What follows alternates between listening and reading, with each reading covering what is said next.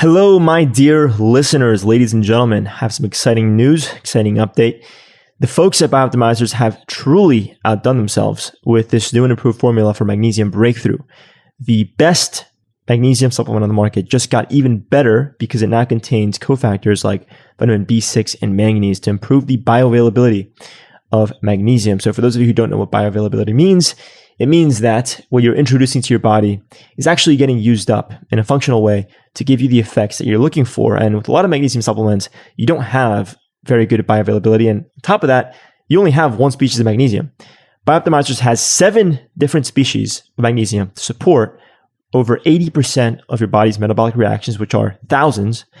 And now you really get to capitalize on all the incredible benefits of magnesium supplementation because we simply don't get enough through our diets nowadays. And if you want to learn more about that, by the way, tune into episode number 56 of my podcast with Wade Lightheart, one of the co-founders of Bioptimizers, to learn more.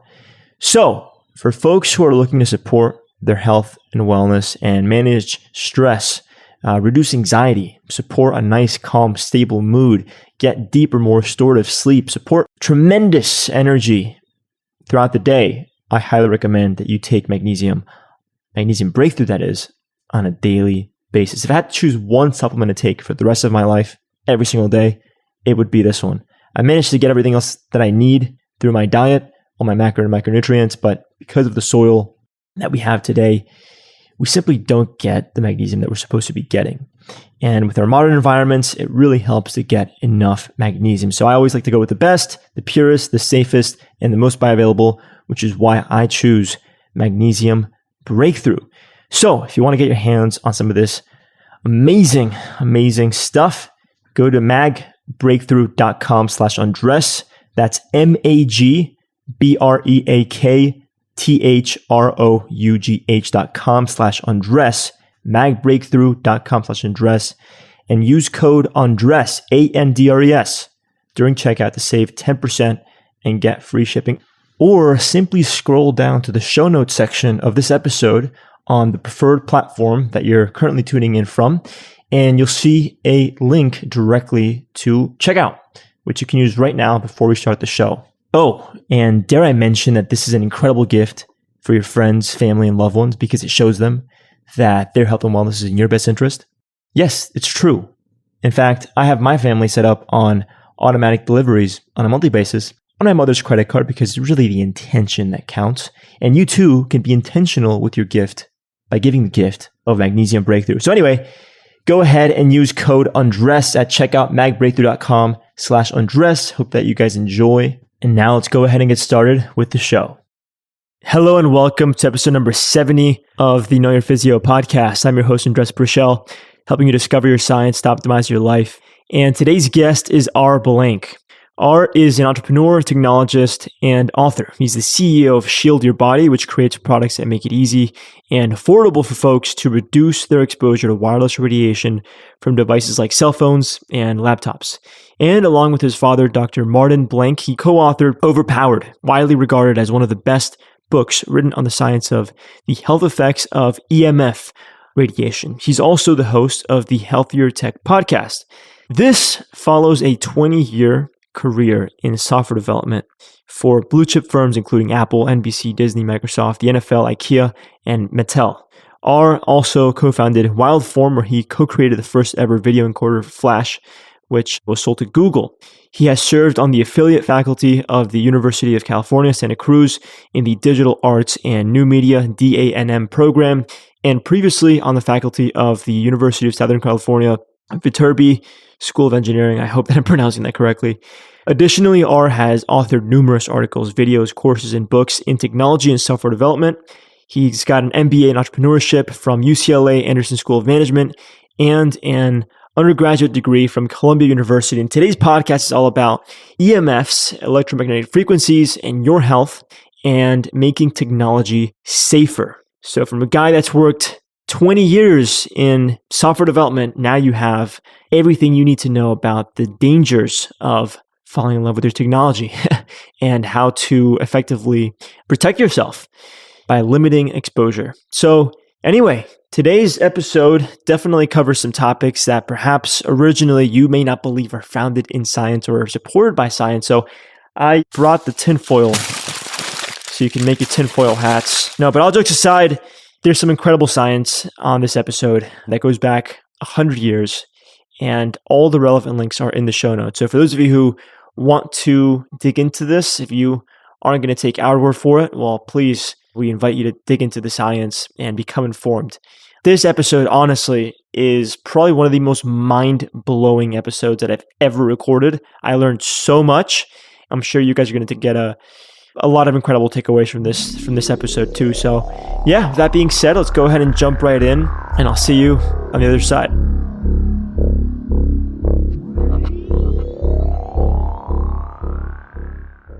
Alrighty, here we are with Mr. R. Blank. Thank you for joining us today. Hey, how's it going? It's a pleasure to have you.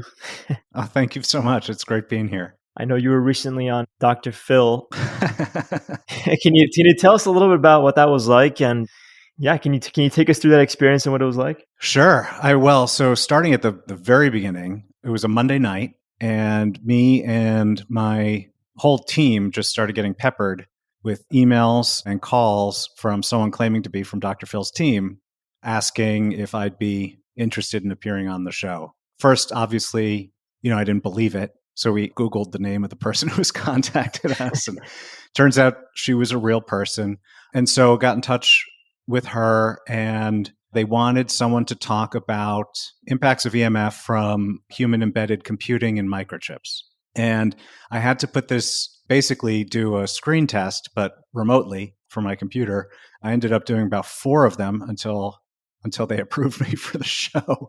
And because I live in a different country, I had 24 hours to get my stuff together and travel to LA.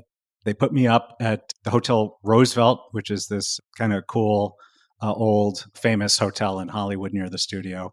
So then the day of, go to the studio. And this was probably the most stressful part, right? Because I had to take a COVID test to make sure that I could qualify to get onto the actual set. Sitting there for half an hour thinking, did I just travel thousands of miles and I can't do it? Fortunately, I passed the test. Where do you live? I live in Panama. Cool. Sweet. Love Panama. So got on the show, and then it all just sort of happened. I mean, I get my own dressing room and a prep, and then they do my makeup and all this kind of stuff. And then they take you out to the set, and you're sitting there for like an hour before they actually start recording. So the studio audience is there, the guests are there, and you're just waiting for like an hour, and then it all kind of starts. And then, like I say, it was just such an intense experience that followed in the next hour as we recorded the episode. There were a few, what I thought were surprising things. And this is actually, I appreciate this because this is also recent. Your listeners probably don't know this, but this was 2 weeks ago that I was there. So this is the first time I'm actually talking about this. So they had actually, I mean, you hear about this kind of stuff happening, but when it happens to you and it's your first time, it's just kind of it's just weird. They had prepped me opposite of what actually happened. So a couple of examples. One is they had told me that Dr. Phil was in favor of building awareness around EMF health concerns. And it turns out he's pretty firmly opposed. And then they prepped me like I could talk about embedded computing, which is the bigger EMF concern than just microchips. Microchips have their own issues, but when it comes to EMF, human embedded computers and human worn computers are the bigger source. And then the whole conversation centered around microchips. And they told me they didn't want to talk about the science, which is why they wanted me, not just a regular scientist. And they basically prepped me all these ways to sort of disadvantage the expression of EMF concerns on the show. And it was just pretty wild to kind of live through that and experience that. And like I say, it was my first time doing anything like that. And it was a pretty tremendous experience. Wow. And did you realize that he was firm in his beliefs on set or right before you got on set? Yeah, no, during the recording. Oh, during the recording. Yeah. Okay. And did you get a chance to express that, or did you just kind of have to? No, if I yeah, no, I didn't just I mean that's yeah, I don't know the right metaphor, but that wouldn't I don't think that would have been cool.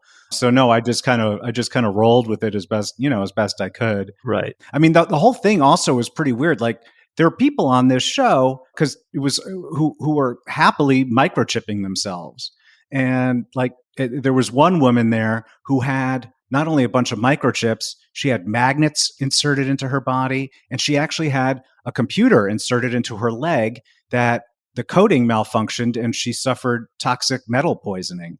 And to me, this is all really like I don't know people who do this. Wait.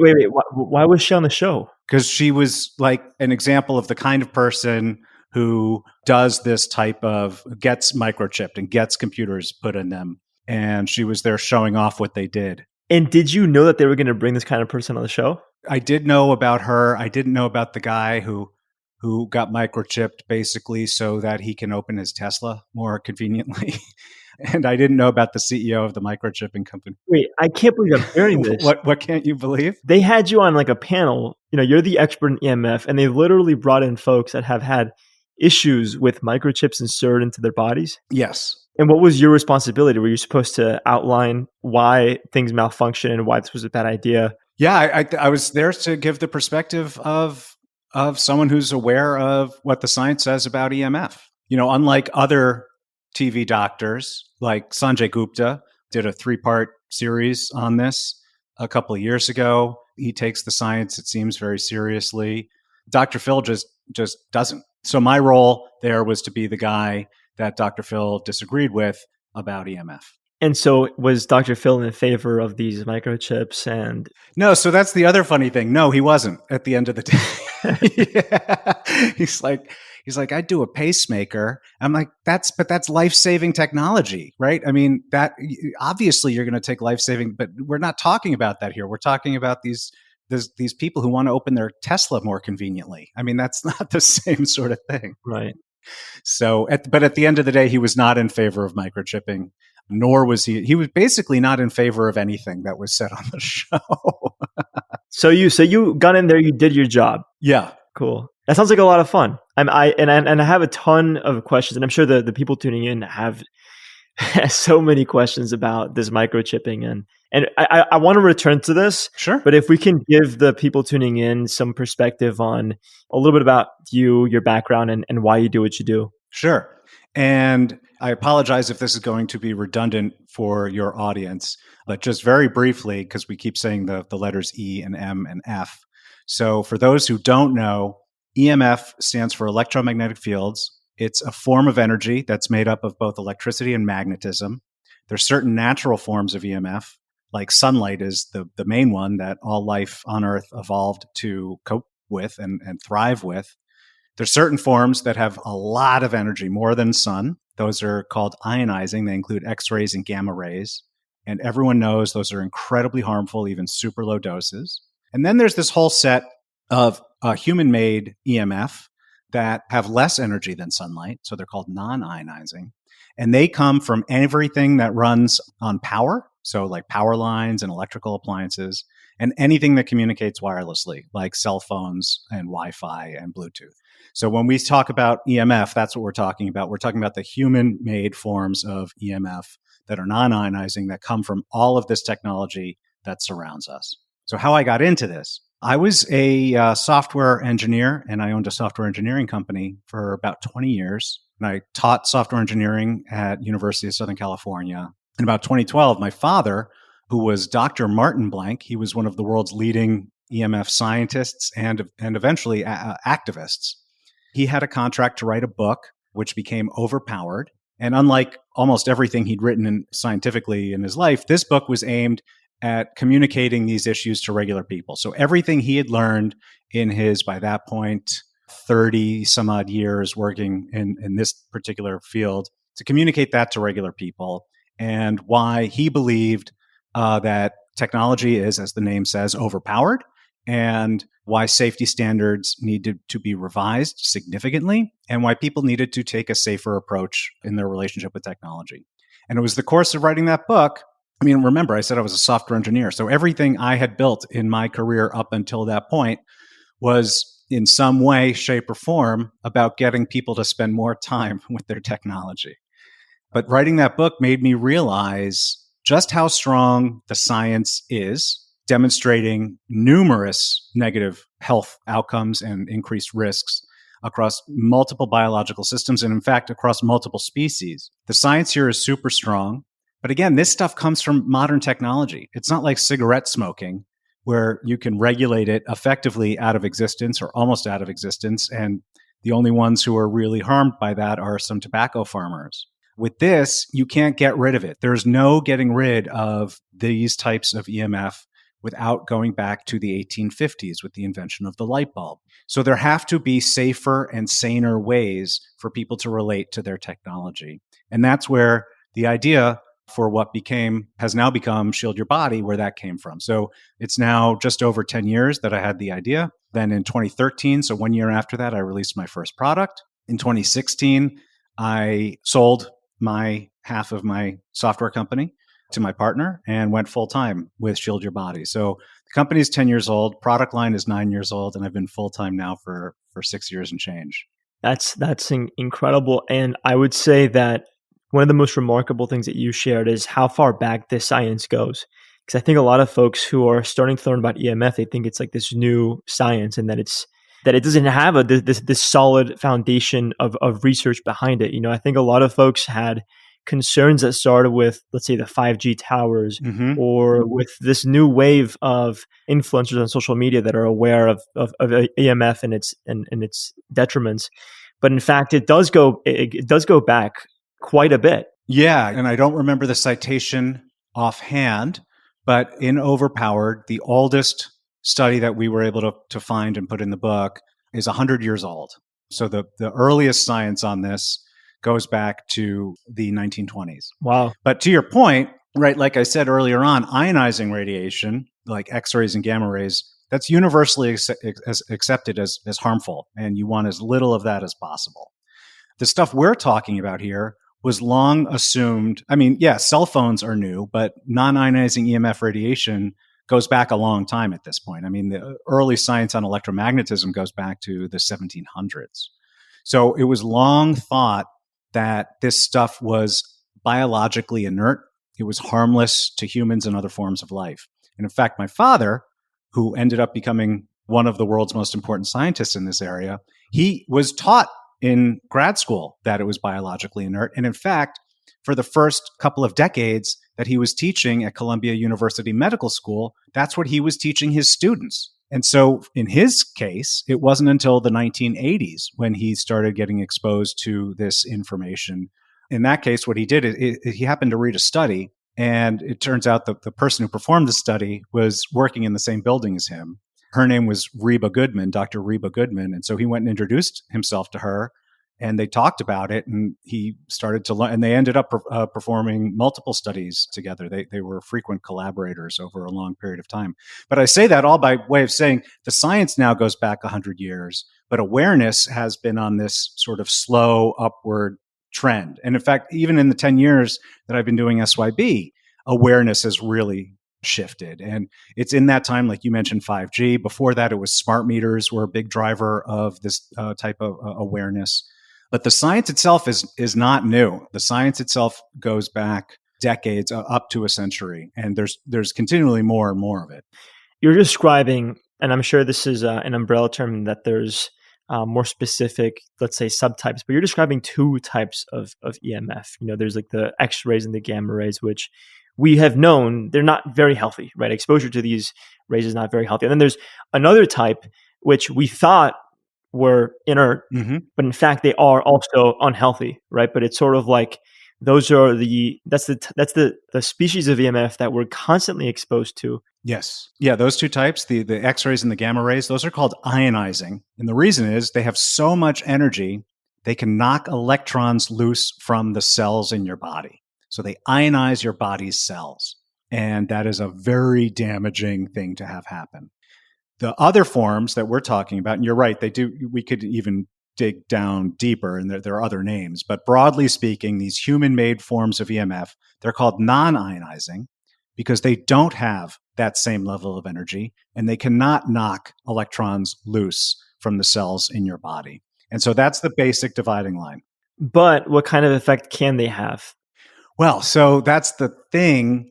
They have a lot of effect. And in general, though, right? So there's certain effects that you can actually see pretty quickly. But in general, right, if you're exposed to too much ionizing radiation, you can die almost instantly. And when it comes to the non-ionizing forms of EMF, the immediate impacts are much more subtle and they accumulate, the damage accumulates over time.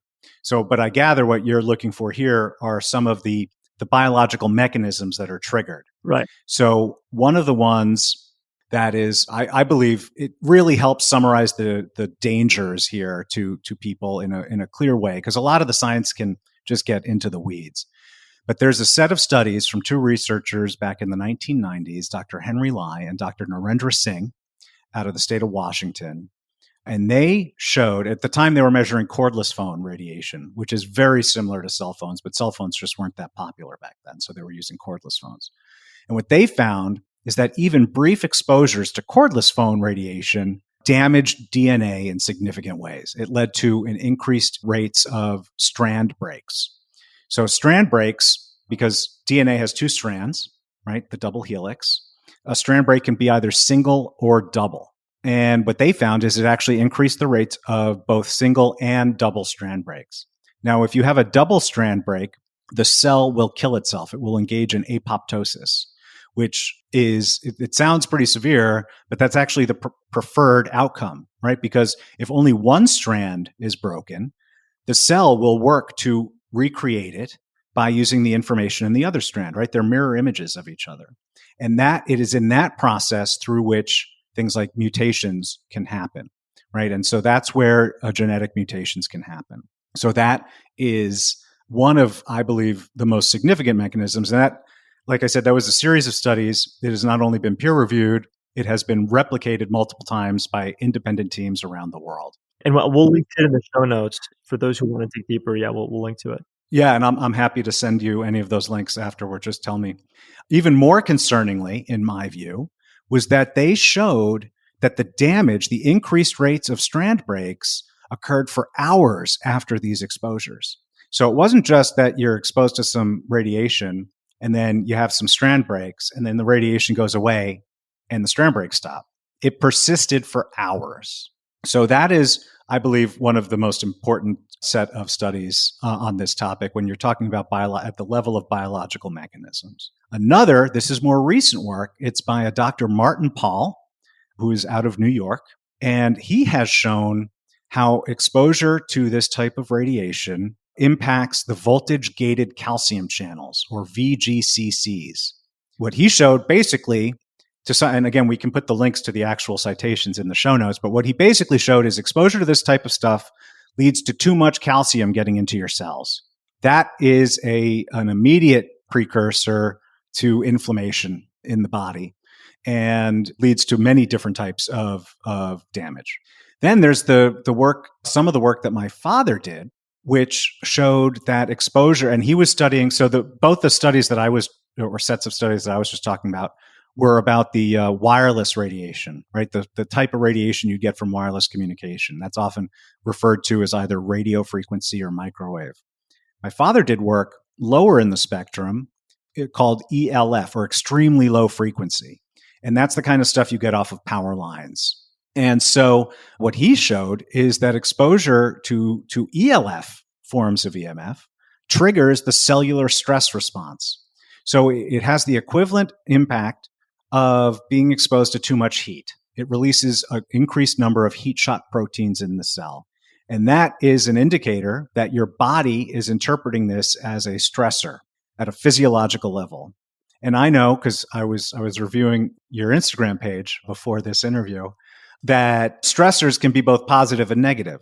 But when you're exposed to this stuff 24/7, which we all are, and your body this is now where I take off I'm not quite a scientist, but I talk a little like one hat, and I talk like that. That is when your body is entering a 24/7 fight or flight mode at a cellular level. And that is not So it was his firm belief that that was a clear signal that your body is sending that these exposures are not healthy, that this is harming and stressing the body. So those are three examples of physiological mechanisms that are invoked from exposure. And when I'm keep in mind, when I'm talking about this stuff, I'm talking about exposures that are well within safety limits. I'm not saying, oh, I put a cat in a microwave oven and look what happened. No, I'm saying, hold a cordless phone close to you, or you're standing not too far away from a power line or something like that. So these are exposures that are well within what you can expect to have multiple times every day. So, well, within safety limits, right? Which is another topic that I want to return to, and how those parameters were established, what they really mean. But before we get there, just to quickly touch on the low frequency and that kind of like low level of, let's say, exposure or inflammation that occurs. I just want to say something on that, and it's the thing about having these potent stressors that we do have control over, that we can strategically add in. The idea behind use stress is we add in stress, and so long as we can properly recover from that stressor, then we get stronger. We get smarter, we get quicker. Like exercise, exercise is an acute immunosuppressor. We actually damage muscle fiber. So long as we can eat properly and sleep properly, manage stress. All right, now we're getting better and better and better. The thing is, when it comes to, and even fasting and cold and extreme heat exposure, all these healthy habits and the mechanisms of use stress, but we don't have much control over these low-grade stressors that are there all the time. And their influence may not seem like much, but because it's always there, it kind of has like a compounding effect, which over the course of many years can truly influence us. Yes. The last podcast that I did, we were discussing how this can impact, your mitochondria, right? Having like a low grade of stress over time, what that can do. So I see EMF as one of these low grade chronic stressors. And I would say that's the number one reason why I was just so, inspired to get you on the show and to check out your work, because I want to help folks take get the protection that they need from these sources of low grade inflammation and low grade EMF exposure. So I do want to get back to the parameters, but why don't we go ahead and talk a little bit about what folks can do to protect themselves from this EMF exposure that's around them all the time? So there's two things right away that people can start doing, right? Because keep in mind, there are so many of these sources in our lives. There's lots of opportunities to make this difference and cut your exposure. So the number one thing is to minimize your use of EMF emitting technology. And the number two thing is to increase the distance between your body and the technology when it is in use. So when I talk about minimizing use, I'm talking about things that find ways to either not buy or turn off your EMF emitting tech, right? Because we all live in this modern world. And I've said before, there's no going back to a zero EMF world. That should never be anybody's goal because it is fruitless. So what do I mean by examples of minimize? So number one, for instance, I strongly advocate against people using AirPods, because when you're using AirPods or any Bluetooth headset, it's right up there in your ear canal, very close to your brain, in an unshielded part of your brain, generally for hours at a time, either every day or many days. And these are it's big exposures to a very sensitive area. So just use a wired headset instead. Or if you keep Wi-Fi in your house, turn it off at night when you're going to sleep, when you're not using it and getting active value out of the tech being on. Forgo all these smart home devices that they keep trying to sell us. So for instance, the example I like to give is the smart fridge, because it sounds like a normal thing.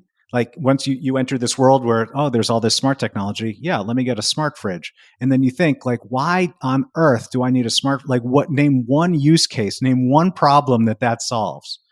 And that's not to say all smart tech is useless. I mean, it all is dangerous and harmful in terms of EMF, but at least in a lot of these cases, it can be useful.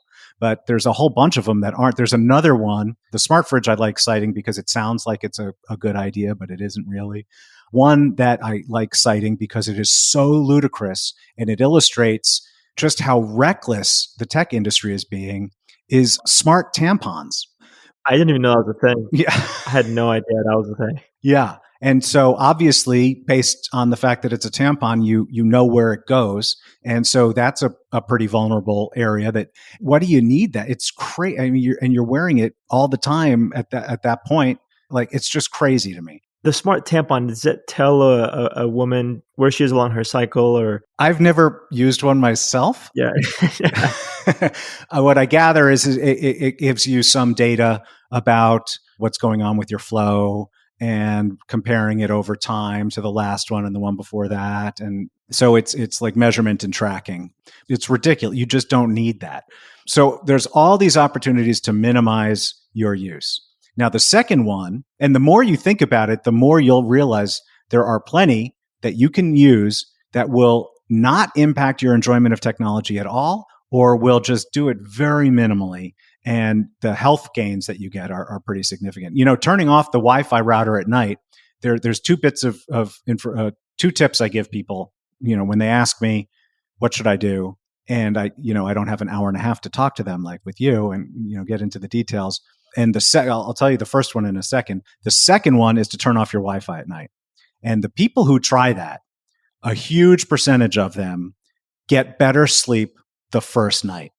And I had a guy, he runs a detox retreat in Bali, and he was on my Healthier Tech podcast. And he's very aware about EMF. He also wears an Oura ring. And he told me that when he started turning off the Wi-Fi at night at the retreat, he was able to measure with his Oura ring that he was getting 15 minutes more per night of deep sleep. So, and that I only cite that because that's actually a guy that I know who measured it in his own body. But I hear from people all the time who try that and say even on the first night, their sleep dramatically improves. So that was the first tip, is minimize. The second tip is maximize. And I like covering this one because it has maybe a non-intuitive aspect to it for a lot of people, which is you want as much distance between the source EMF and a source of EMF and your body as possible. So why does this matter? It's because the power of EMF radiation follows something called the law of inverse squares. And what that means in practice is that the power diminishes exponentially with distance. So if you have a source of EMF that's an inch away from your body and you double it to 2 inches away from your body, you've actually cut the power of your exposure by 75%. And the more you double, the more of that reduction that you have. This is why, for example, Apple calls for a minimum distance of separation between the iPhone and your body, which a lot of people don't realize because it's in the manual fine print. But that's exactly why. Because even putting a small amount of distance between the phone and your body can have a huge impact on how much of this, the power of the exposure that you have from that particular source. Well, thanks, Apple. Yeah. Well, they're not the only, I just cite them because they're such a powerful brand and they have so much of the market. But you'll see this stuff in a lot of fine print. I mean, Dell laptops. I've seen a Dell laptop manual where they talk about a 7.5 inch minimum distance of separation between the product they call a laptop and your lap. They say there should be 7.5 inches between them. So there's lots of these product warnings if you get into the fine print. So I said there's 2 tips I give everybody. The second one is turn off your Wi-Fi at night. The first one is not to carry your phone in your pocket or to put it into airplane mode if you do. And so other examples are, not wearing an Apple Watch or any of these smartwatches because there's no way to create a bigger distance with those, right? They have to be on your body. If you're using Wi-Fi, I already said to turn it off at night, but during the day when it's on, keep the router as far away from where you and your loved ones spend your time because that distance really does make a difference. Never use your laptop in your lap. Never talk on the phone with it up to your head. There's all of these ways that you can both minimize your use of EMF emitting technology and maximizing the distance between your body and the technology when it is in use. Those are the 2 best ways to reduce your exposure to these forces. Now, there's what I call the second line of defense, which is EMF protection products. Now, at Shield Your Body, I make a catalog of EMF protection products, but I want to before getting into that, I want to highlight, right? So if any of your listeners just go out and Google or search on Amazon for EMF protection, there's going to be a lot of different kind of things that they find, harmonizers and neutralizers and little stickers and crystals and pendants. What I make at Shield Your Body are products that utilize EMF shielding technology. So this is technology that's been around for just shy of 200 years, since Michael Faraday invented the Faraday cage. And what he showed is that if you weave certain conductive metals into certain patterns, you can block and deflect EMF radiation in the opposite direction. So this is universally accepted science. It's also testable and measurable. We have it tested in labs, but we also give whole guides to people on how they can test it for themselves at home. So unlike a lot of what is out there being marketed and sold as EMF protection, everything that I make and sell is based on demonstrable, measurable, well-established science that people can verify for them. There's ways and mechanisms for them to verify for themselves. So for instance, I say the best solution is to not carry your phone in your pocket. And that is the best, or to put it into airplane mode if you do. And that is the best solution. But there's a lot of people out there who need their phones with them. And where are they going to carry them? And they can't turn them off. And so that's why I make a line of things to carry your phone in that make it safer by so for instance, my phone pouch, which I always forget to bring my products into camera before sitting down for an interview. I think it's over there, but we'll add a link to the show notes to your website and products as well. I would love for folks to get their hands on them. Cool. Thank you. Yeah. So, and I won't go through all 32 products, but just as an example, what the role that I think EMF protection products plays in protecting yourself from EMF. So the phone pouch, it's a pouch that you put your phone in, and the back of the pouch has this radiation shielding on it and the front doesn't. So when you're carrying the pouch, on your belt or in your pocket, the back of the pouch is deflecting cell phone radiation away from your body. But because the front of the pouch isn't shielded, your phone can still function. So again, that's an example where the best thing you can do is not carry your phone in your pocket or put it into airplane mode. But if you don't want to do those or you can't do those, that's where a good EMF protection solution comes in. And that's why I make the phone pouch and the pouch deluxe and so forth. So just to restate before you move on, right? The two key rules of EMF protection are to minimize your use of EMF emitting technology and maximize the distance from the tech and your body when it's in use. And then good EMF protection forms what I call a second line of defense against these forces.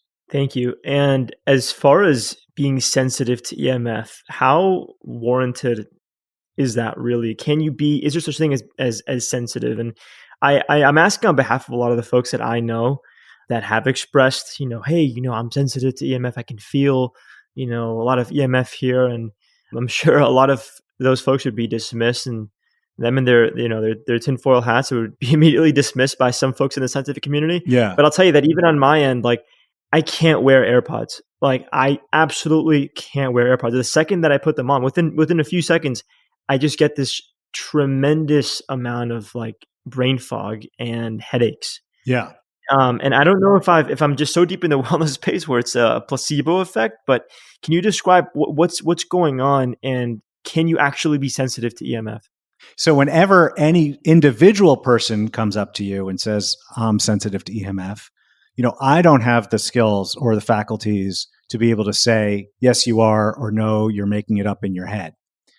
I do know that a lot of people think that they have these sensitivities. And in fact, increasingly, I feel like I've become one of them. And my symptoms are not so the condition we're talking about here is background for your audience. It's called electrohypersensitivity syndrome, or EHS. And it is a very poorly understood syndrome where what the easiest way to think about it is, you and I can walk into a room and feel fine. And someone else with EHS can walk into that same room and feel really bad. There's this range of symptoms, including migraine headaches, brain fog, rashes, joint pain, anxiety, sleep disruption, and more. Now, so the best way that I find to think about it is like allergies, right? So you and I could let's say we're not allergic to cats, and we walk into a room and there's cats there and we feel fine. And then someone who walks in and is allergic to cats walks in and they start sneezing. Then someone who walks in who's really allergic to cats they start sneezing badly. They can't, it's getting so congested, they can't breathe, they have to leave. So I am contacted by people all of the time with these symptoms. And I've read a growing body of research that seems to indicate that this condition is real. Now, it is keeping in mind, right, the symptoms that I was just talking about to you, migraine headaches, anxiety, brain fog, these are things that happen to people all of the time. And they may not think to be aware that it's even a possibility that EMF is a cause of this, right? How many people have anxiety today? Now, I'm not saying EMF is the cause of all anxiety, but it could easily be the cause of a lot of people's anxiety. And so are they EHS? Are they not EHS? I don't know. They're certainly not self-identifying. Well, it's another one of these like low grade influences that Yes. You compile with other low grade influences, and all of a sudden you're anxious. Yes. It can certainly be a contributor. Yeah. And there are recognized, respected medical institutions, a growing number of them around the world, that are now offering formal diagnosis of EHS and formal treatment plans for EHS. So the one, I never remember the whole list, but the one that always sticks in my head is the Women's College in Toronto. On my website, and again, if you want, I can send you the link to this, but we have a list of, I think it's 9 of these institutions so far around the world. Yeah, please do. The government of Sweden recognizes it as EHS as a disability. And so it seems to me like this is a really legitimate area. And it also seems to me that the number of people who are going to suffer from EHS is going to grow. The reason being, the number of these exposures are growing every year with the growth of technology, the growth in the number of cell towers, the growth in the number of smart devices in our homes. The growth of all this stuff means the more of this there is, the greater the number of people for whom the threshold will be passed to trigger the symptomatic response. Now, I told you I'm increasingly thinking that I actually have this. And my story, I'm not trying to get tears out of anybody. The example I have is I have a really hard time getting a decent night of sleep in a city anymore. Used to be when I grew up, I lived in Manhattan. I went to school there. That's like the citiest city outside of Asia. I never had any problems. But in the time since then, I've gotten older. The amount of EMF in the environment, like Wi-Fi basically didn't even exist back when I lived in Manhattan. Now you go stay in a hotel and you look in your laptop and you'll see like 60 networks right there, not to mention the cell towers and so forth. But it's not just New York, right? Panama City, Las Vegas, Los Angeles. These are places where I spend time, and I find it really hard to get a good night's sleep there anymore. It's almost like there's a part of me that just feels electrified, like too energized to get a good night's sleep. Now, do I know for sure that that's EHS and not some other issue? No, I don't know that. But it certainly corresponds to things that I've read and heard. And there's certainly enough of this scientific and anecdotal evidence in order to believe that this stuff is happening. I mean, at a certain point, you have to ask, how much evidence do you really want before you start taking reasonable precautions? And because the goal in science is not, it's not like you can prove in math, right? I've proven 1 + 1 = 2. It's proven, right? There's no debate on that. That you never get that in science. I mean, they're still debating Einstein and Newton today, and we walk around like it's out of the Bible. But they're still like, was he right about that? Was he wrong about that? Science is constantly evolving, and when you're doing a test, you're testing very specific things. And what the fact is, in today's world, it's almost impossible to get a good control group when it comes to the question of EMF. By control group, what I mean is if you're testing in a population, you need to test, well, this population was exposed to EMF, this one wasn't. What's the difference? And in today's world, it's really hard to get the population that wasn't exposed to EMF. There is one really good example of that, though. I mean, there's more than one, and this is work done by a Dr. Sam Millam. And it's a research project that he put into a book called Dirty Electricity. And we also cover this in Overpowered. But what he did, he's an epidemiologist, also, I believe, out of New York. And what he did for his project, America was electrified, meaning America got its power grid, and it didn't get it all at once, right? So first they would do New York and New Jersey, and then they would do some other cities and and eventually it spread to the rural areas. So it rolled out to different parts of the United States all at different times. And what he did was analyze the death records of before electricity was introduced into an area and after electricity was introduced into an area. And he identified a series of what he called diseases of civilization. And so I'll give you an example. It turns out that childhood leukemia, that is the incidence of leukemia in children between the ages of 3 and 4, did not exist until the power grid came along. And there's a whole bunch of these other ones, including Alzheimer's and Lou Gehrig's disease, right? These things did not exist until the power grid was introduced. And so that is one of those few. And oh, by the way, and it's still these diseases of civilization still basically don't exist in the few unexposed areas that we have, which would include, for instance, Amish country. So that's really compelling evidence. You can't go out today and find people in the United States that aren't exposed, basically can't find people that aren't exposed to these forces. But he was able to do it by his pursuit through epidemiological tools. And it's really, really compelling data. That's absolutely fascinating. And I personally want to dissect some of these studies. And I'm sure a lot of the folks tuning in would love to get their hands on the substance as well. I wanted to share something that one of my mentors, who's a very well-respected faculty member at the University of Miami. He's a PhD. He says, lack of evidence does not mean evidence is lacking. Just because we don't have the exact mechanism or all the evidence that we need to make a point doesn't mean that it's not real. Yeah. Meaning, how much more evidence do we need before we start taking action against EMF and protecting ourselves against EMF? Certainly taking action, it can only do good. It can only do good by us. It can't really do much harm. Why not play it safe? And it's consistent with our evolutionary history as well. So there's this thing called the weight of evidence approach, right? When it comes to issues of EMF, just like it was with issues of tobacco half a century earlier, you have certain scientists out there doing legitimate research, and then you have certain scientists out there doing research that's funded by wireless and power interests designed to demonstrate a specific type of result, basically that this stuff is safe. And their goal is to fund as much of this as to flood the market. So, and that's to enable people, as it happens, like Dr. Phil, to say, well, I've examined the evidence and there's, more of it saying it's safe. Right. It ignores the funding sources, because when you act, there are actually meta studies that go into analyze the quality and funding sources of this stuff and how much of the safe research is, the safe research says that is funded by these corporate interests. But let's step back a second, right? So someone comes and tells you, I've looked at the science. Yes, there's science that says it's harmful, but there's a whole bunch of science that says it's safe.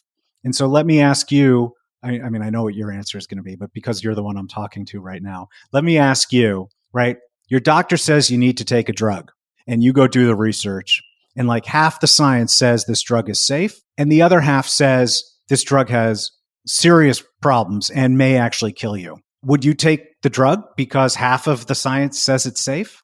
And then you take it a step further where it's like, well, and also a bunch of the science that says it's safe was funded by the company that makes the drug. And so really, but that's not how people look at the EMF issue, just as it wasn't how they looked at the tobacco issue for decades. I mean, look at tobacco. You're inhaling this horrible smoke into your lungs. You're seeing the people in hospitals dying from this. And yet somehow they still had doctors doing ads on TV saying, smoke, let's go have a Camel. It's crazy how, when you actually sit down and think about it, it's kind of crazy how implicitly biased we are in analyzing information when it comes to things that we love. And that's in part, I think that's what it really comes down to with EMF science, is that EMF comes off of everything that we love. It comes off of our phones, which we love. It comes off of our computers and our Wi-Fi. We love our Wi-Fi. It comes off of our AirPods. People, I hate them, but I know a lot of people who love their AirPods. It comes off of our refrigerators. And we might not think we love our refrigerator, but try living without one for a month and you'll, really miss it. So it comes off of all of these things that we love and increasingly that we're addicted to.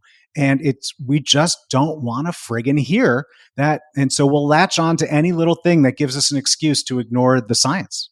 Yeah. And I personally see this. I see reducing EMF exposure as, honestly, as a low-hanging fruit to improve your health and wellness. Like once you actually listen to a conversation like this one or to some of the science, The steps that you can take to improve your health and wellness are simple. They're relatively simple. Increase the distance, limit your exposure. That's obviously we can get into the specifics, and we have, but you can instantly see a difference, or at least know that you're taking the right steps towards better health and wellness. Yeah. Now, I wanted to share, I know this is anecdotal and we're really looking to dive into some real research here, but again, anecdotally, I want to share a little bit about my habits and the changes that I've made, Okay. just to show people how easy this is and how it's felt for me. Because I do track my biometrics and I have seen a difference. I started to learn about the EMF exposure. I went to some of the biohacking conferences, and I did all the fancy biohacks, and they tested and they measured me, and oh, look, now this is your positive charge and now you're grounded. Okay, cool. I started to disconnect my Wi-Fi before bed. I saw improvement in my sleep scores pretty immediately. Small, but definitely an upward trend. I would say, yeah, my deep sleep increased, but I felt more refreshed in the mornings. I felt more energized in the mornings. Another thing that I noticed was I started to work out, and this was with the intention to limit my EMF, but it's something that I noticed. I started to work out in the mornings on the beach when I lived in Miami. And so I was completely barefoot, and I would just, had 2 hours of grounding. And typically following up the exercise, I'd go home, I'd maybe have some coffee, some water, and then I would sit down and work at my desk. The mornings that I went and did the grounding before I sat down at my desk, I could work a lot longer and a lot better. I was a lot clearer. But if I woke up, did my morning routine, and then sat at my desk, oh my God, within 30 minutes to an hour, I would just feel like I need to stop. Like I need to put this stuff away. I need to put it down. I need to go outside, get some sunlight. I need to hydrate. I would just feel this like wall of like mental exhaustion and brain fog that had to stop. And the next thing is, I mentioned the AirPods, I mentioned the sleep, mentioned grounding. Airplane mode? Yes, airplane mode on 2 counts. So when I go to bed, and this was as soon as I started, this is around the same time that I started disconnecting my Wi-Fi. I would also put my phone on airplane mode every single night. Something that I do no matter what. I've done that for the past almost 3 years now. Every single night, no matter what, my phone goes on airplane mode. And beyond the EMF, I just don't like getting notifications while I'm sleeping. And I like to keep the notifications off during my morning routine in the morning. Best way to start the day. I hate instant notifications. But additionally, I would put my devices on airplane mode. So I track my biometrics today with a cardio mode device, but I used to use a BioStrap. It had this airplane mode feature. And so while I was gathering biometrics overnight, I would have it in airplane mode, and then I would take it off in the morning, put it on the charger, and have it upload data to my phone while I was doing my going about my morning routine. So I like to take precaution. I have noticed an effect, but again, I would consider myself someone that is sensitive. Now, I would also say that one of the reasons perhaps why I'm sensitive is because I do add in a lot of stuff to a lot of grounding, for example. And so I think maybe perhaps what's happening here is, contrast works both ways, right? If you start to add in the good stuff, then you can really see the difference when you are exposed to EMF. If you're constantly exposed and you're not taking any precaution and you're not grounding, etc., then you're not really going to notice an effect. But because I was going on and grounding, doing all these strategies, I could really see the difference and feel the difference. Hey, it's super cool that you did all that. And I'm really glad that you shared that with your listeners so they understand that it's not just people like me, advocating this sort of thing. It's people like you actually doing it and seeing results. And it reminded me of something I should have mentioned earlier when we were talking about EHS, which is, why so many more people are experiencing this stuff. It is my belief that it not only has to do with our sensitivity to EMF, but it has to do with our overall toxic load. And part of the basis for that belief is, for example, if you have or have had Lyme disease, you are much more likely to report experiencing EHS. If you have or have had multiple chemical sensitivity or MCS, you are much more likely to have EHS. And as right, the number of toxins in our environment, whether, we're not just talking about EMF here, the number of toxins in our environment continues to grow every year. And so its exposure to all of these toxins can reduce our resilience against any one of these toxins. And I believe that is, I'm not able to point to science. I mean, I can point to the data showing the increased cross susceptibility between Lyme disease and EHS, but I'm not able to point at firm science to support what I'm saying here, but I think it is intuitively makes a lot of sense based off of what we're seeing. And so actually the more toxins you're exposed to overall, the more likely you are to report experiencing EHS. Makes sense. I also, you mentioned New York. Right now I'm living in Uruguay. I'm in an apartment. That's another topic that I want to discuss, how to limit exposure when you're in an apartment and there's like hundreds of Wi-Fi signals. But anyway, about a month and a half ago, 2 months ago, I was living in New York, in Yonkers, and I would occasionally go into the city. I love New York City. I was born in Manhattan, but let me tell you that every time that I was in the city, maybe an hour into it, I wanted to get out. I just felt this like, and I'm not an anxious person, but I felt this like anxiety. Like I just felt disconnected from from my natural state. I just felt like there was just so much. I mean, of course, there's so much going on in New York City. You know, you kind of always have to watch your back, and there's the taxis flying by you, cars honking, ambulances, police officers, tens of thousands of people, all the lights. But even then, like my girlfriend and I, we would go to Central Park every time we were in the city to do some grounding. I don't even know if that worked. I don't even know what's underneath Central Park. So I don't even know if it actually worked. Yeah, New York City was like EMF central.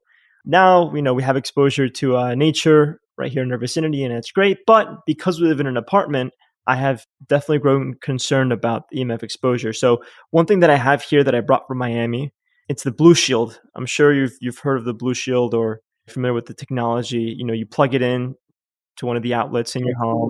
I've seen it. I've never used one. I got it. I don't know if it works. I use it. But I know there's similar devices that you can sort of plug in or you can set up in your home that will have a similar effect. I don't know what actually happens. I don't know what they do. Maybe you can shed some light on how this works, if and how it works. Yeah. So they're kind of, I mean, I don't view them as a competitor of mine because like I say, I make shielding products. And Blue Shield, I don't know exactly what it is, but it's not despite its name, it's not a shielding product. It's not based off of this basic technology that Michael Faraday invented. But I try not to speak about specific brands anyway, even though they're not what I would call a direct competitor. That said, I do have content about how I recommend people evaluate EMF protection, right? So let me be clear, right? And this is important to me. This is not like self-promotional stuff. I focus on providing solutions, as I talked to you about earlier, that are based on scientific, measurable, demonstrable claims, right? And that's important to me. I want to emphasize, though, that I don't think just because a product lacks scientific, demonstrable, measurable claims, I don't think just because it lacks that it doesn't work. It means that I can't know that it's working. I can't measure if it's working. And that makes me hesitant to either sell it to a customer myself or even recommend it to somebody, because there is a lot of stuff in the EMF protection world that is bogus. These little stickers that you can buy that claim to make your cell phone safe, they're all over Amazon. This kind of stuff is bogus. And because there's so much bogus stuff out there, I find it is important to emphasize to people that, from my perspective, that you really should be focused on the stuff that makes these demonstrable, measurable claims. Now, I don't know what Blue Shields does, but I can say, the number one thing that I recommend that people do is look at the claims that are being made, right? Because like makes EMF safe isn't a product claim. Blocks, up to 99% of EMF, that is a product claim. Or they're like makes you feel better isn't really a product claim. Like it may make you feel better. And if it does, then you should by all means keep using it. But we have no idea what it is doing to make you feel better. And it's just really, so that without going on and on about this, I do have an 11-minute video, which if you want to put it in the show notes, that walks people through how to evaluate EMF. Because like I say, I don't think you need to be a shielding company. Like, I don't think your product needs to be a shielding product and that's the only ones that work.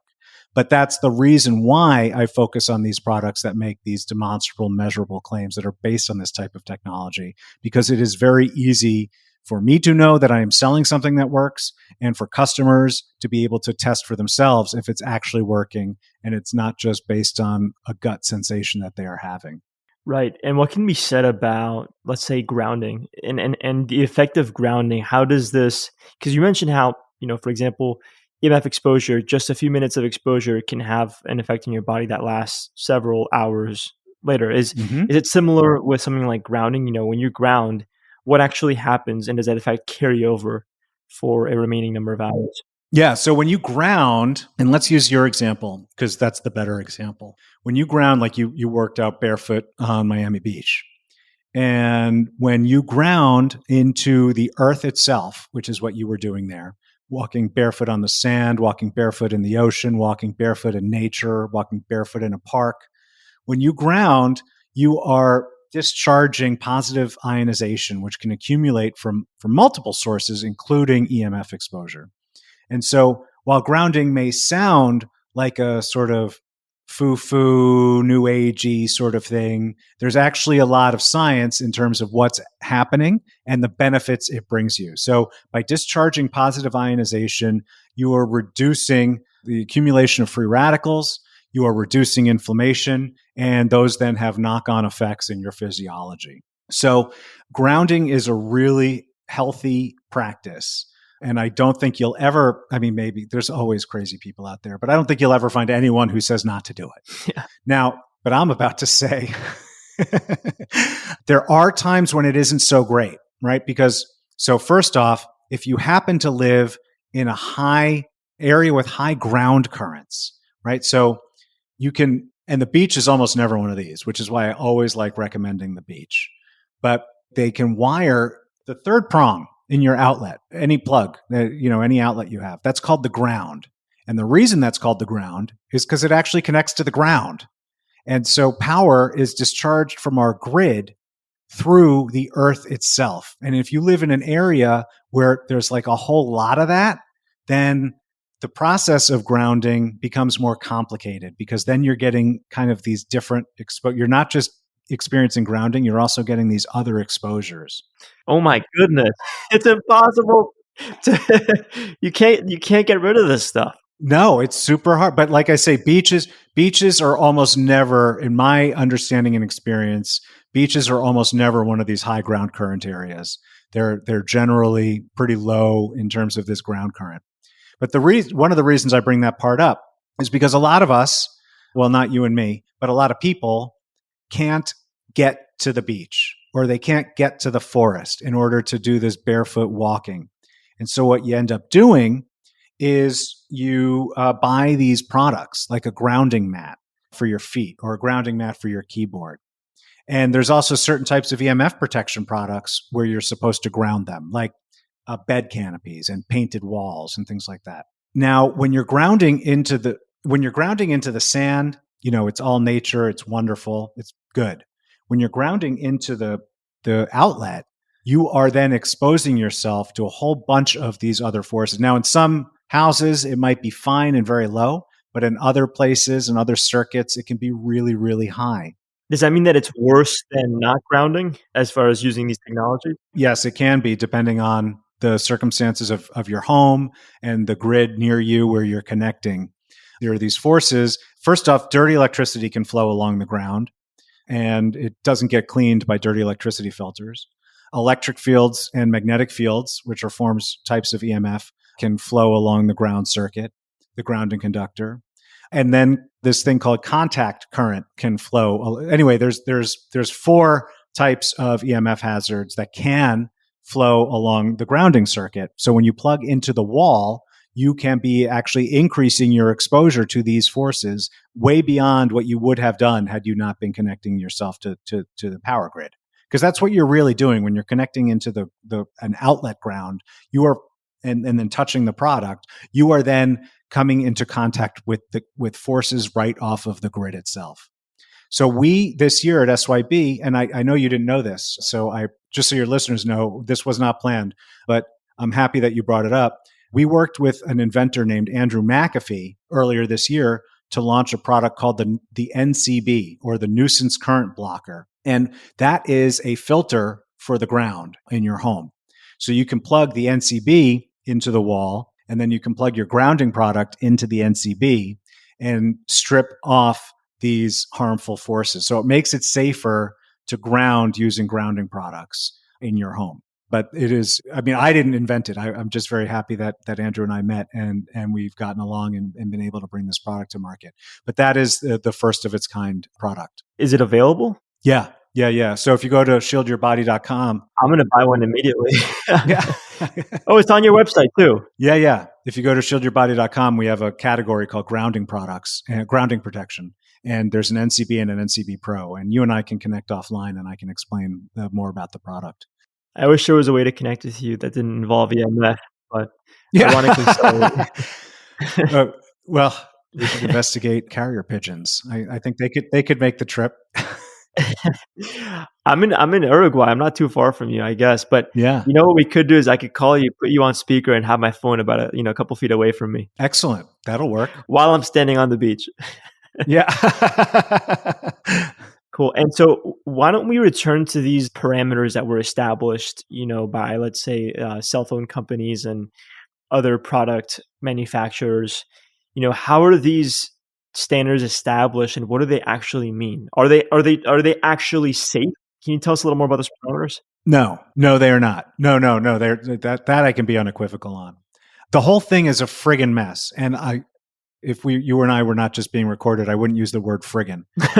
So this is a really big kind of topic that I will try to consolidate down into digestible little bits for people. So first of all, there are whole sets of exposures that are not regulated at all, right? So we all know theoretically cell phone radiation is regulated. I'll explain why that is very misleading in a minute. But like cell phone radiation is regulated by the FCC in the United States, but power line radiation is not. Depending on where you live, that can be pretty big. If you work in a power plant, your EMF radiation is regulated, but consumers at home, there's no, as far as I've been able to identify, there are no regulations governing how much of this stuff your power line can give off. Another set of exposures that I have not been able to find, and I've put in effort, I may be wrong on this one, I think it's pretty significant, is cars. There's, as far as I've been able to tell, there are no regulations governing how much EMF you can be exposed to from your car. And increasingly, right, it's a lot because, I mean, even old school cars, I have a very low tech car, even that has some EMF. But increasingly, you look at these newer ones, particularly the hybrid, everyone thinks electric cars are the bigger source, and their electric cars are worse than conventional engines, but hybrids tend to be even worse than electric cars because of the power inverter.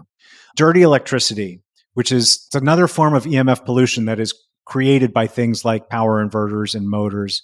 There's absolutely no regulations governing dirty electricity exposures, right? So just before you get into how the regulations are insufficient, you have to realize just how much is completely unregulated at all.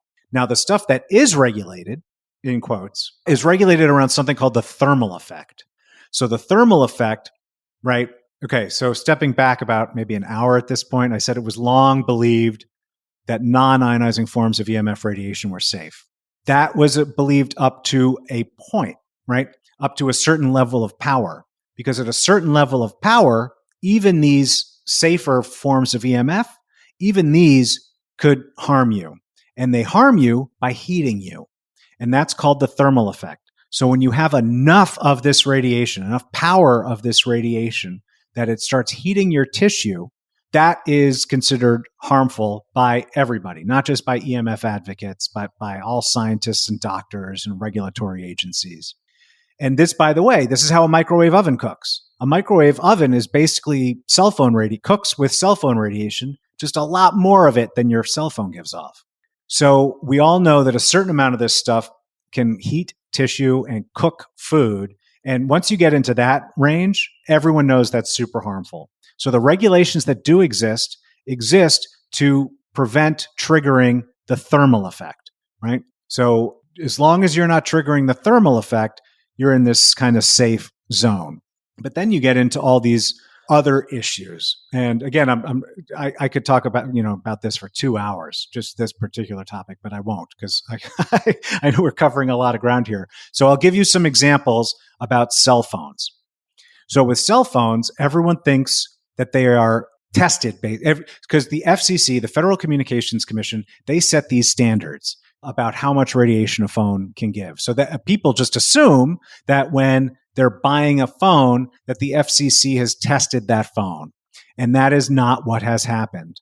What has happened is, for instance, in the case of the iPhone, Apple has hired a lab out of their own pocket and paid that lab to perform a test.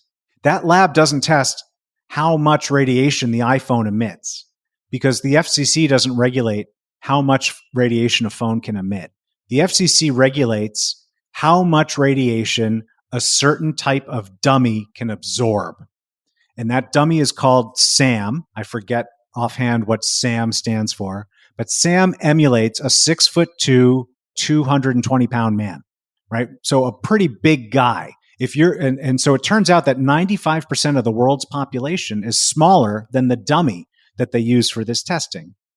And so if you're smaller than 6'2", 220 pounds, you're absorbing more radiation than what they would show in that test. The test is designed to skew the results because they're using this dummy that emulates such a large person. So you have the company itself is paying for this. What kind of world do we live in? One in where corporate interests determine a lot of regulatory frameworks and laws. Wow. So already I've covered a few of these things, right? So we have the fact that the government doesn't do this testing. The companies themselves contract the testing. And in fact, there's a recent issue out of France in the past few years. The government actually did go back and tested 300 models of cell phones. And they found that 90% of them emitted more radiation than the manufacturers claimed they did from their official tests. And several models were actually recalled from the market because they exceeded regulatory thresholds, right? So when other people do these tests, they get higher radiation out of the phones than what the manufacturers are saying. But now let's step back even further, and I'll just give this one more example, because I could go on forever about how flawed the regulatory regimes are on this. Let's say that that the FCC regulations are safe, which they're not, but let's say they're sufficient. And let's say that the manufacturers are testing in a fair and reasonable way, which I don't believe, but let's say it. Okay, so the regulations are good. The manufacturers are honest. The regulations are about what you're exposed to from a single phone.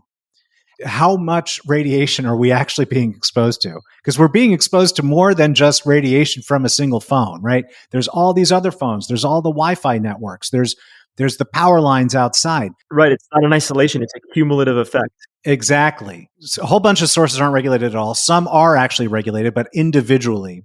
So we are not getting any kind of sense of protection from the cumulative impact of all of these concurrent sources cumulatively over time, right? So just because your phone isn't burning your ear off right now doesn't mean that these exposures over 20 and 30 years, they just don't even pretend to try to protect us against anything that isn't an immediate term health impact, which was the thermal effect.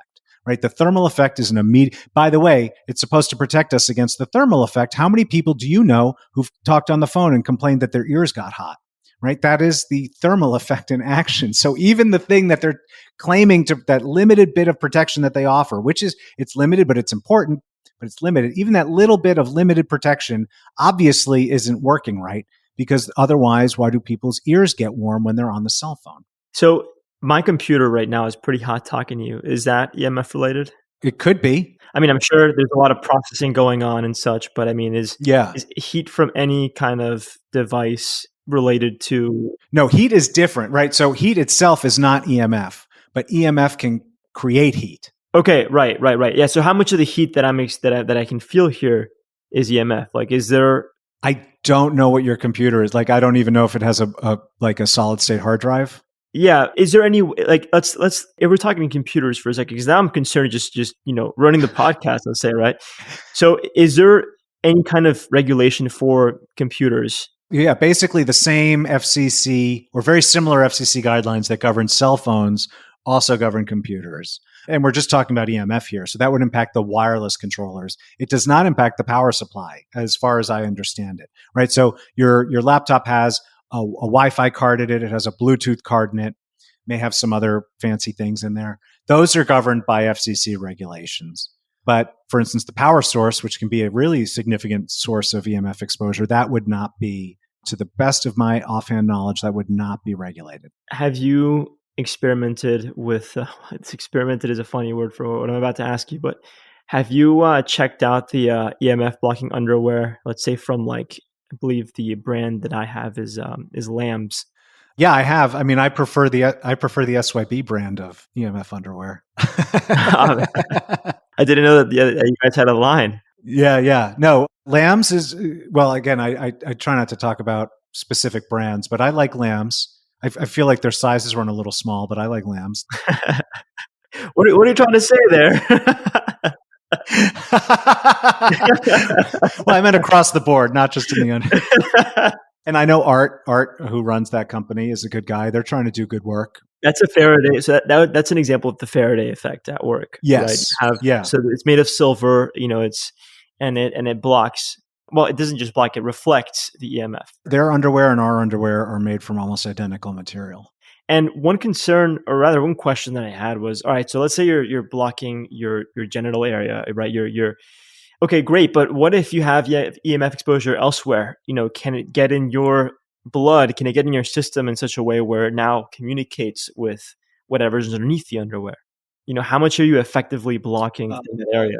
Oh, I see what you're saying. Okay, so right, so that is the limitation. So the role that EMF apparel. Let me figure out how I best want to answer this. When you're talking with a product like my phone pouch that I described earlier, right? You have a single source of EMF radiation, and you're trying to reduce your exposure from that. And so you can design very carefully a product that actually accomplishes that goal.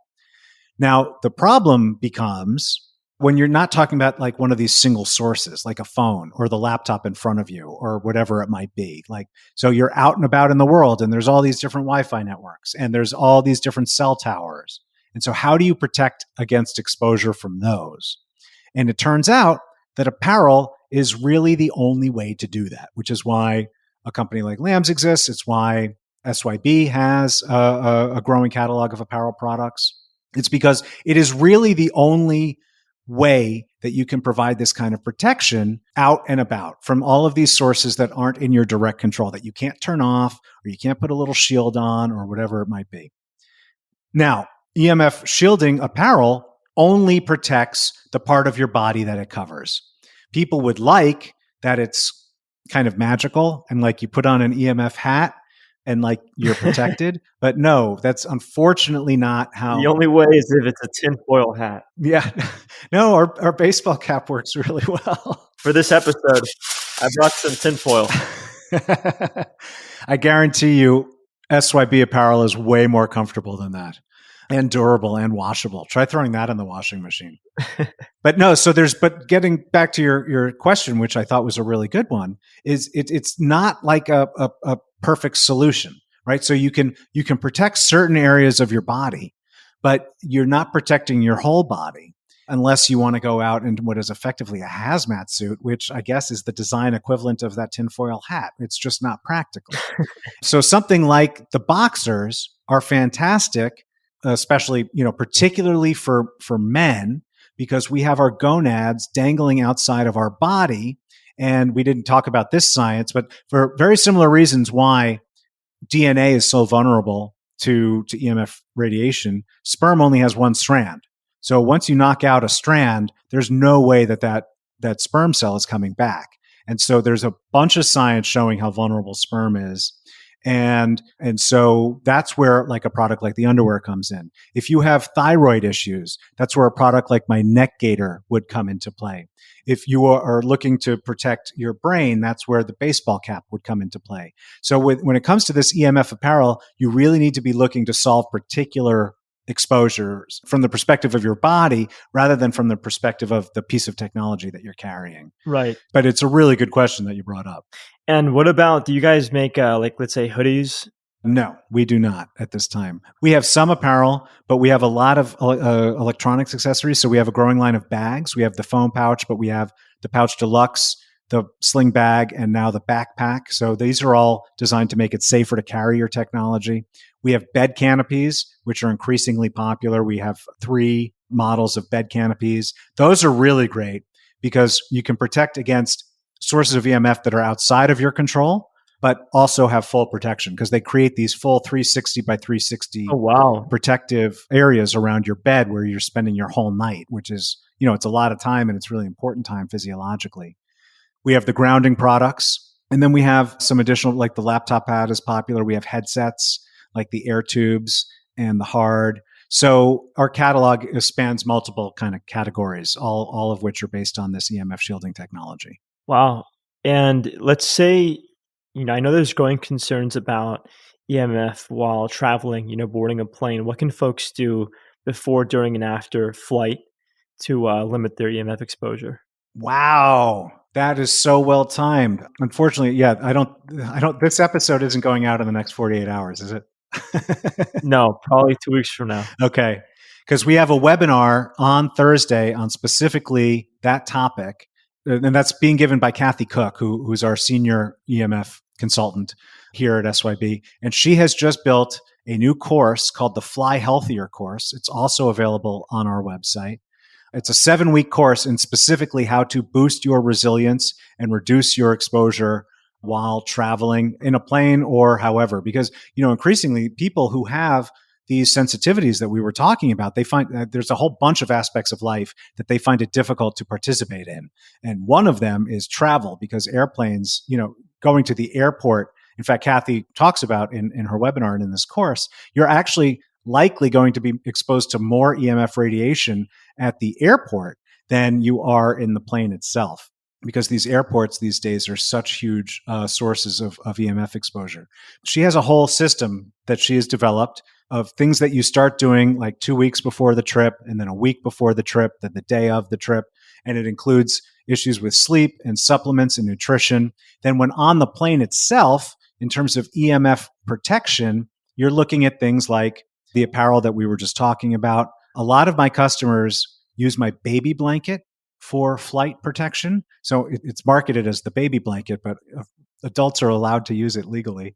And so a lot of adults use it to fly in planes and to wrap themselves. Basically, as you want to cover, when it comes to EMF, when you are traveling, and if you are trying to reduce as much of your exposure as possible, you want to cover as much of your body as possible when you are in transit, in travel. And so products like the baby blanket, the baseball cap, the neck gaiter, these are ones that would and the boxers, these are ones that would help you be able to do that. Seems like the baby blanket can also be a great baby making blanket, considering that you probably want to limit EMF exposure in the bedroom. Yeah. Generally speaking, right? And in utero, when the mother is pregnant, for sure. Yeah, because baby making takes place over the course of several months.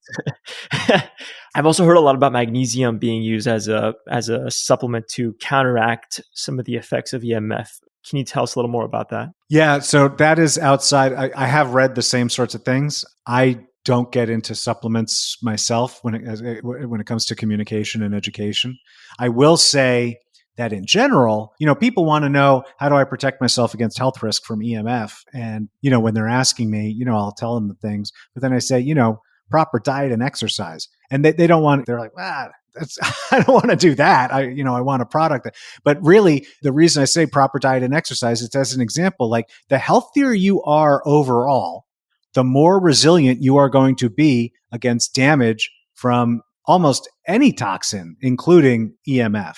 And so, yes, part of it is about reducing your exposure. And that's where my work really comes in, is understanding these exposures, understanding technologies, understanding how to reduce those exposures. But anything that you can do to build up your actual health, like lose some weight, and you'll be more you'll be in a stronger position to defend yourself against the damage from EMF.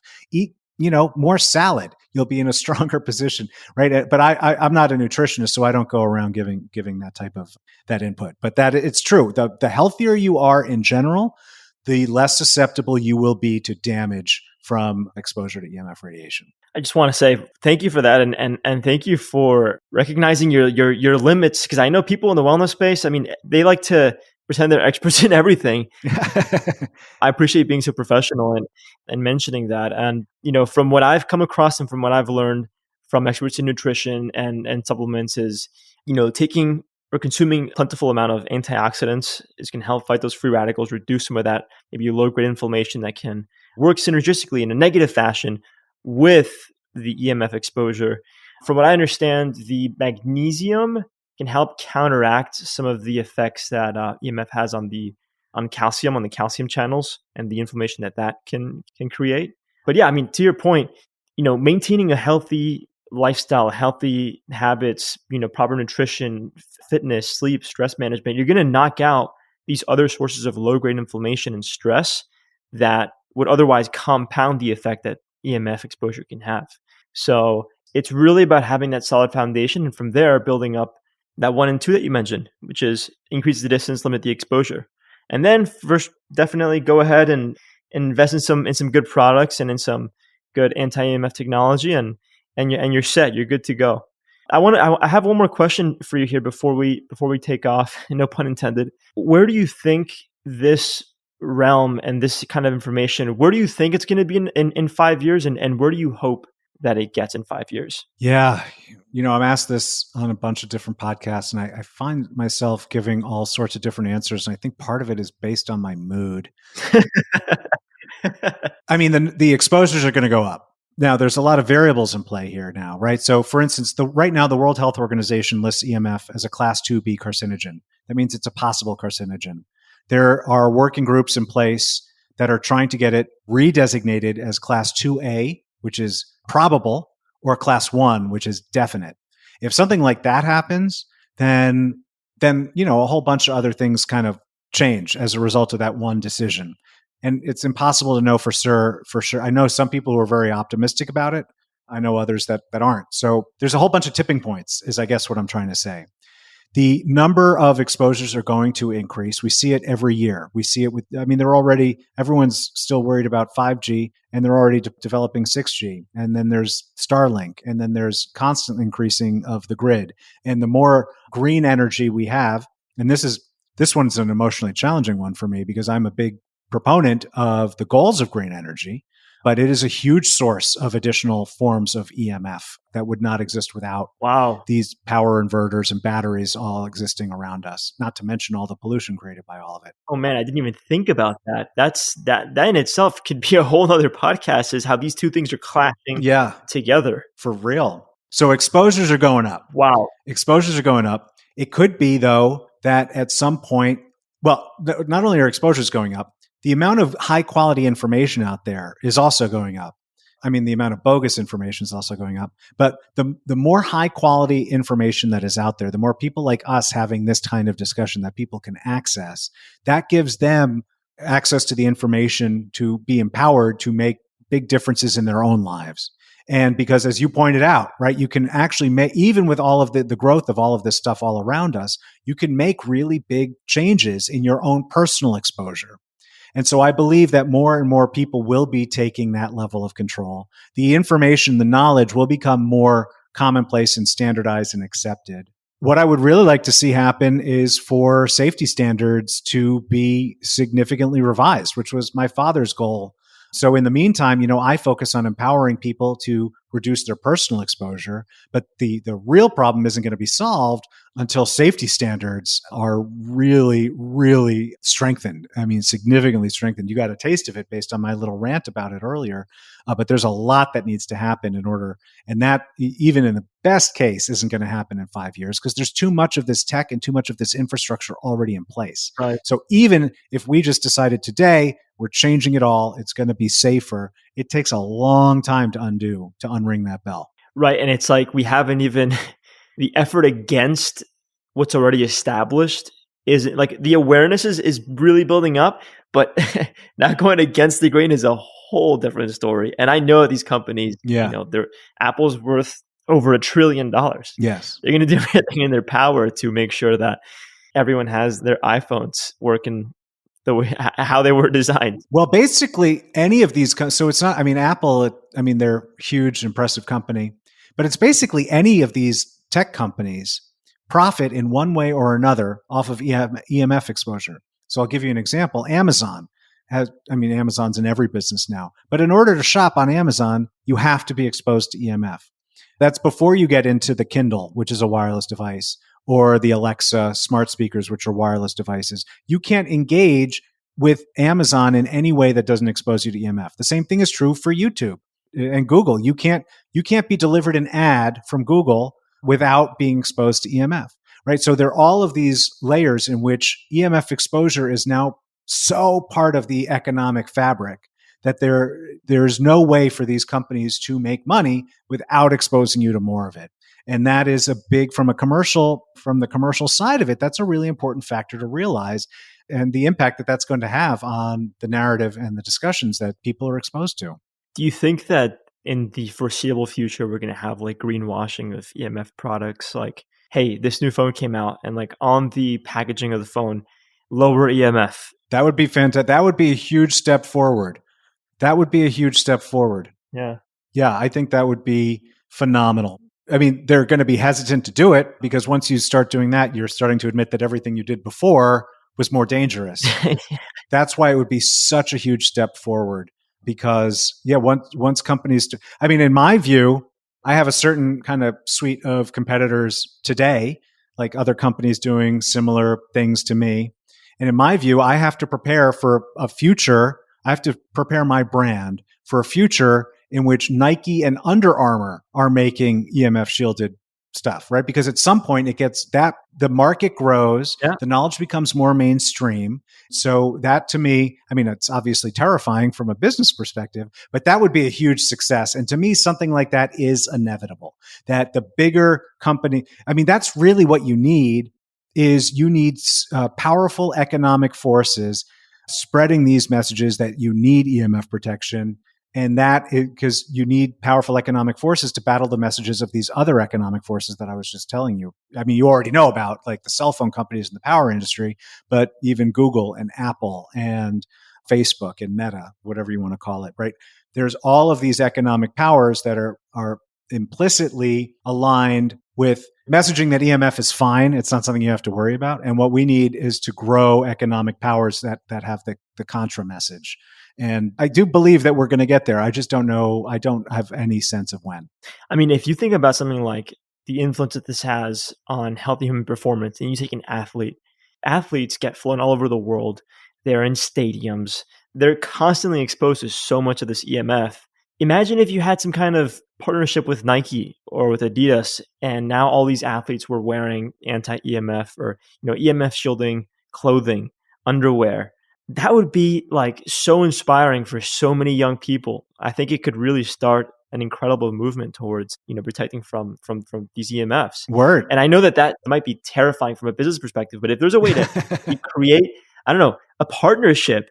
Like you guys are bringing the science and the tech, and they're bringing all the design, the clothing, the capital. I see this as, look at the way that young people look at, young and older people, anybody. Look at the way that we look up to athletes and how they take care of themselves for their performance. I think it could be just a huge opportunity there. I agree. I think that's a great idea. After this, I'll get on the phone with Nike, see what the options are. Well, hopefully someone tuning in. I have listeners from all over the world, and you never know who's tuning in. Maybe someone tuning in is or someone that they know. Who knows? You never know. Yeah. But I'm glad that we're having this kind of conversation, that we're raising awareness. So thank you so much. Thank you for your incredible work. Thank you, man. This was a great conversation. I really loved the flow, and I really appreciate you giving me an opportunity to share this information, and I appreciate your interest in it. My pleasure. My pleasure.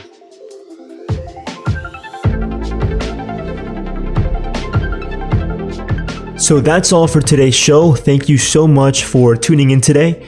For all of the show notes, including clickable links to anything and everything that we discussed today, everything from discount codes to videos to research articles, books, tips, tricks, techniques, and of course, to learn more about the guest on today's episode, all you have to do is head to my website, andrespreschel.com. That's ANDRESPRESCHEL.com, and go to podcasts. You can also leave your feedback, questions, and suggestions for future episodes, future guests, so on and so forth. Thanks again for tuning in, and I'll see you on the next one. Have a lovely rest of your day.